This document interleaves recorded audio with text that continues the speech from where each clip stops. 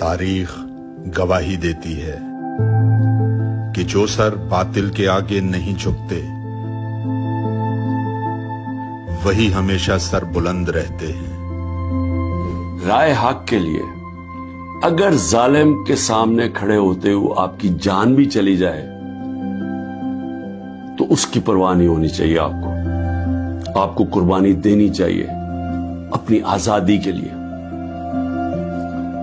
آزادی رائے کے لیے، آپ کو اپنے حقوق کے لیے، انصاف کے لیے، کیونکہ جب تک ایک قوم آزاد نہیں ہوتی دنیا کی تاریخ میں اس کا کوئی مقام نہیں ہوتا۔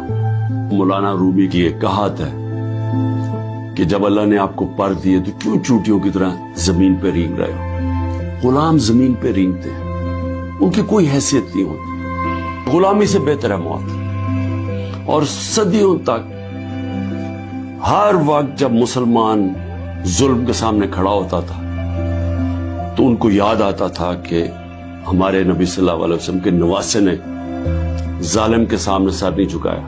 میں تو آپ کو یہ واضح کر دوں کہ میں جب تک زندہ ہوں میں نے تو اسے قبول نہیں کرنا کبھی، اس ظلم کو، نہ اس غلامی کو۔ ارشد شریف ہمیشہ یاد رہے گا اس قوم کو کہ اس نے بجائے یہ کہ اپنے ضمیر کا سودا کرے وہ ملک چھوڑ کے چلا گیا اور وہاں اس کو شہید کیا گیا۔ ایسے لوگ تاریخ میں امر رہتے ہیں۔